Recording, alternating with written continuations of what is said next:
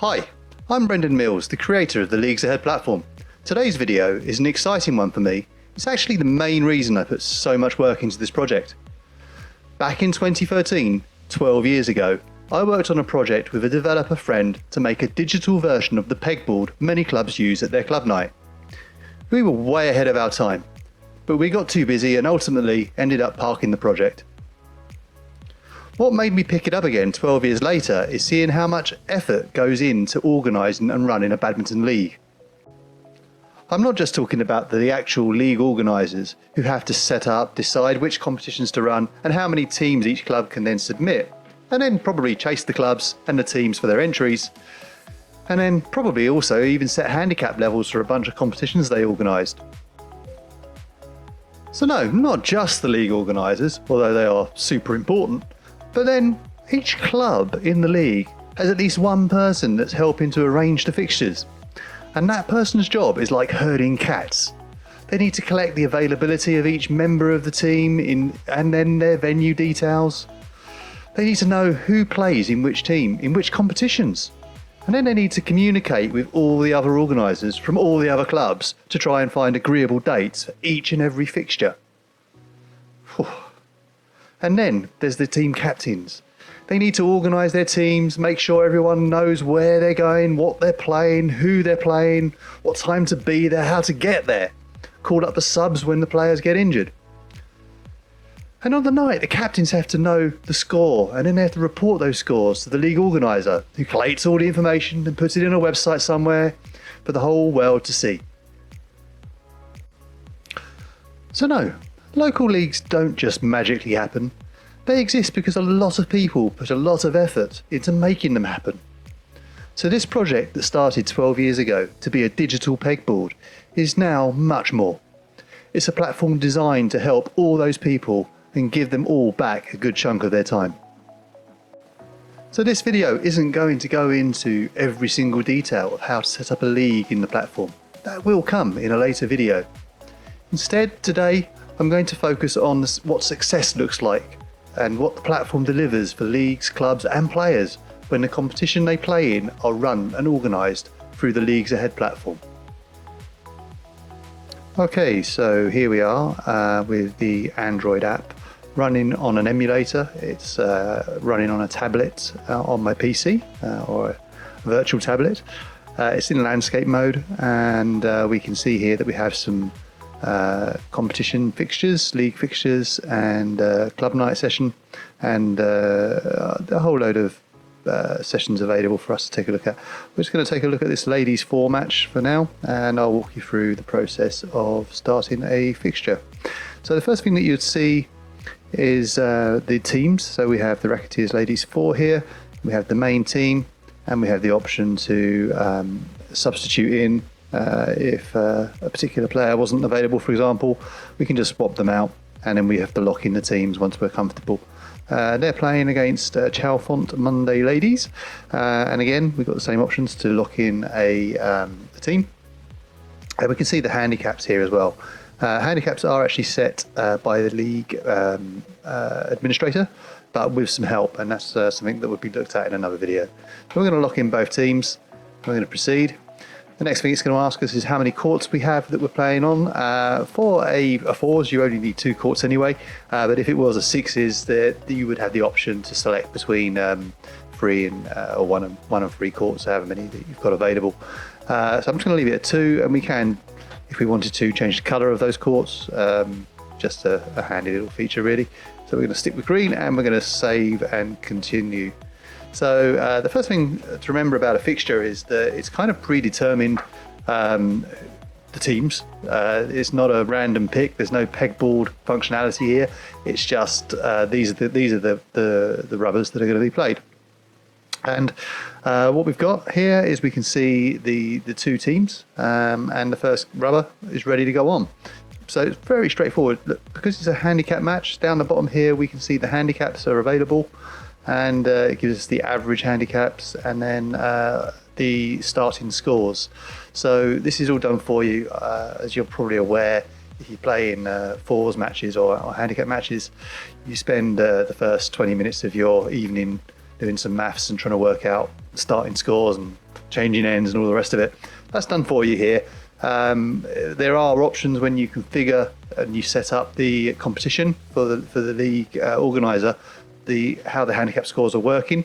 I think for this one we're using the Badminton England tables for negative pairs, which it's all using traditional methods, but that is configurable.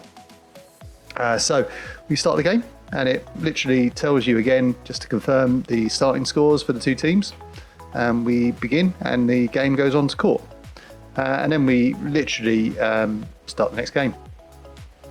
Same thing occurs. So this group of ladies play their games, and then we can click in and we select a winning side. So it's very easy. You click into the court, you tap the winning side, and you enter the score of the losing team. Obviously the game would have taken a bit more than 26 seconds normally, or at least I certainly hope so. We submit the score, and it confirms it there for you, and we can do the same thing again with the next fixture. And we go in here, we enter the score, we submit. So we've got our first two games completed, and what we can see now is that the next game is waiting to go on, so we just repeat.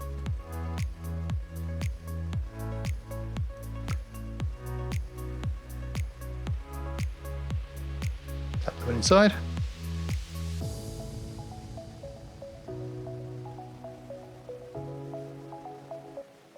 And it's now selected rubber completed, and that's because obviously the same side won twice.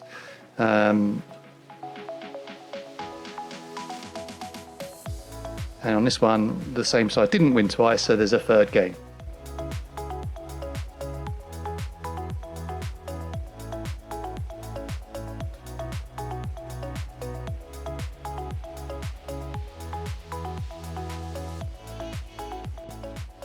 So the first rubber is now complete, and you can see it's asking us to start rubber 3, game 1, and rubber 4. So it's mixed up the teams. If we want to, we can have a quick look at the scorecard here, and we can see the first two rubbers. Right at the top we've got the totals. It's telling us the total number of rubbers won, total number of games won, points won, and game points won. So it's not just the final score, it's the game points. Because this is a handicap match, sometimes the score isn't the same as the amount of points won. And if you're scoring a league based on points in a decider, it might actually come down to the number of game points won rather than just the final scores. Unlikely, but possible. We can see here the results of the fixture. The winning side has a colour, so the home team is blue, the away team is yellow. Once the rubber is over, the whole card will change to the colour of the winners, other than any games that the losers won. So it's pretty straightforward. And you could literally just rinse and repeat, do the same thing again, and that would continue. So I'm going to go ahead now and just start a load more games. I won't make you watch that. Once we've completed the picture, I'll unpause the video. Okay, so I finished entering the results, and at the end of the session we can see we've got the notification here that all rubbers are complete, and to view the final scorecard. We click on here. The team captains at this point would probably go down the scores just to make sure they're happy with everything. And once that's done, return to the rubber details and end the fixture. And at that point, that's the end, and everything is in place now, ready for the scorecards. Okay, so here we are back inside the LeaguesAhead platform, and I'm the administrator for the Badminton Leagues league even, so I'm going to click on here and it opens the league dashboard. There's lots of options inside here for leagues. There will be more videos that go into detail on all of these things, but for now I'm just going to pop into the competition section, and we can see the active competitions that are running, and from here we can pick our ladies 4, which is the example that we used on the mobile app. So we have a few options for each competition. I just want to go to the embed tables for the moment. So we come to the embed tables and execute. And there are a number of different tables available that you can use.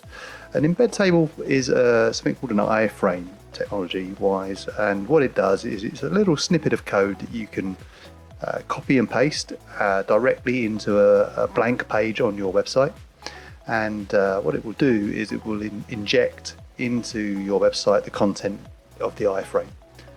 You quite often see, for example, videos injected into a website from YouTube. It's a very similar process. So what we have is we've got the option to have individual tables. So if you wanted multiple pages on your site for competition calendar, for fixtures and for standings, you could. Or if you wanted to keep it simple, you could just have one page with all of the competitions, and for each competition have a combined iframe or embedded code. So when we look at the embedded code itself, there's a few configurations available. So we can have either dark theme or light themed. So obviously a dark theme is quite popular nowadays. I'm going to go for the light theme for the moment, and you could arrange the calendar view as either calendar or schedule, and then there's a whole load of optional columns. I'm just going to leave everything turned on and keep it in calendar view for the moment.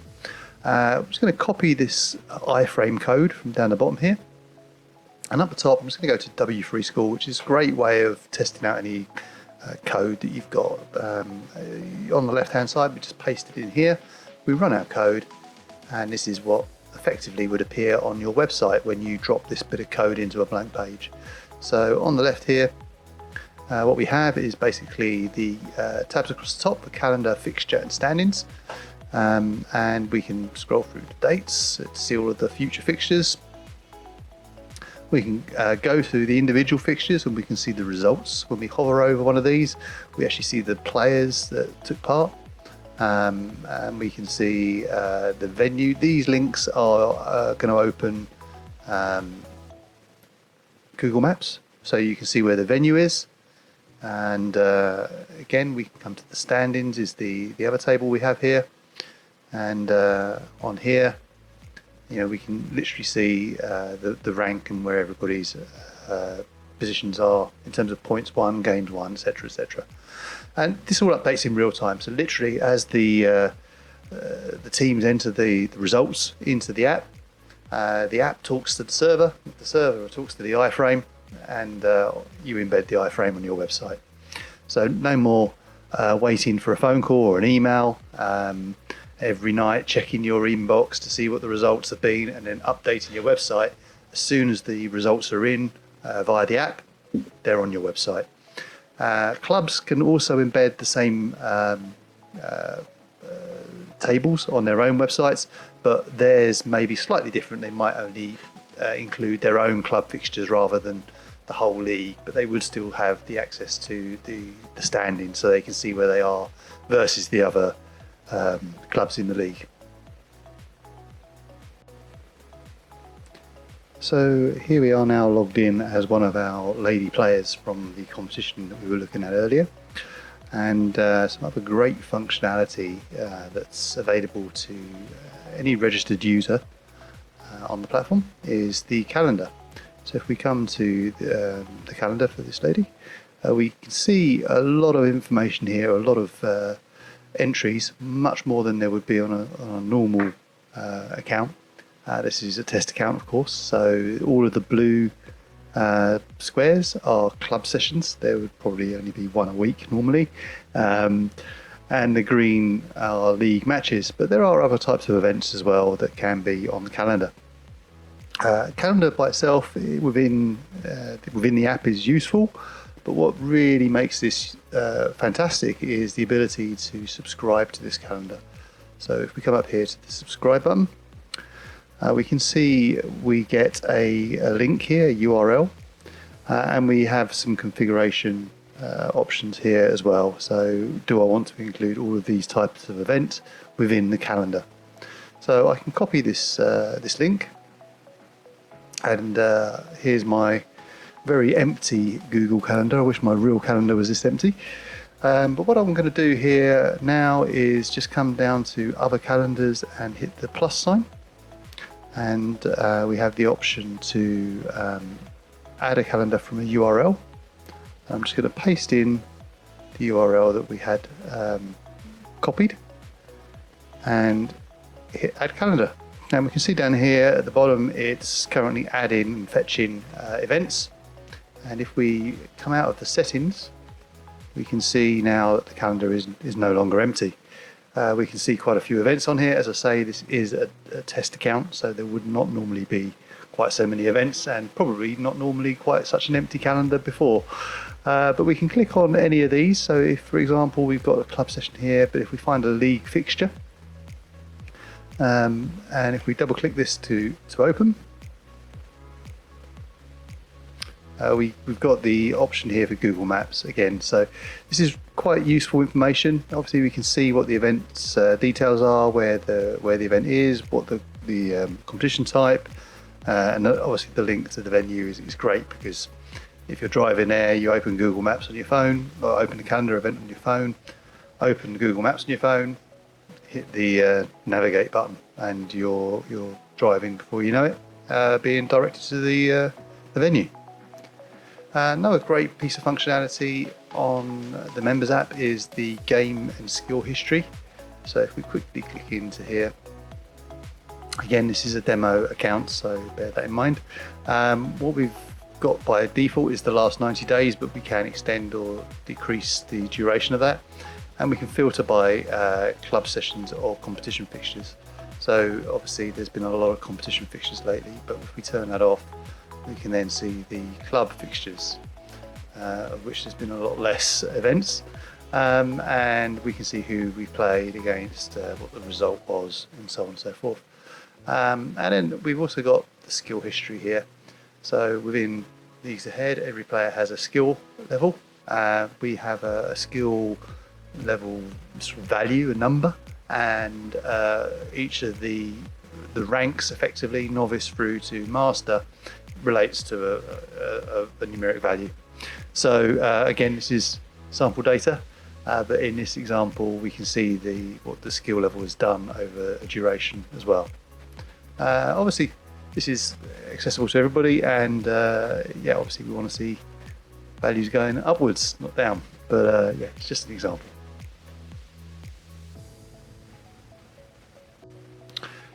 Okay, so just to finish up, really, the last thing we haven't looked at yet is the pricing model. So this is our public website without any login required. And if we come on here to the pricing and look for leagues, there it is, completely free. Yeah, no charge at all for leagues to host their competitions on the platform. We do, and I'm being completely honest here, make a charge to the clubs that want to be in the leagues. We believe that this is a very reasonable price. The minimum requirement would need to be really the small club. That does allow league access, as we can see here, for £12 a month or £100 a year. That will allow quite a small club, up to 40 players, to use free courts. So that's actually going to cater for quite a few of the venue of the clubs. And you know, if that's not quite big enough, you know, then medium club is £20, and that takes you up to 75 players with 5 courts. So that should handle quite a few clubs, and you know, even if you're not there, £35 is the next level up. Very few clubs will need more than the large subscription. So yeah, hopefully this has been a useful video for you.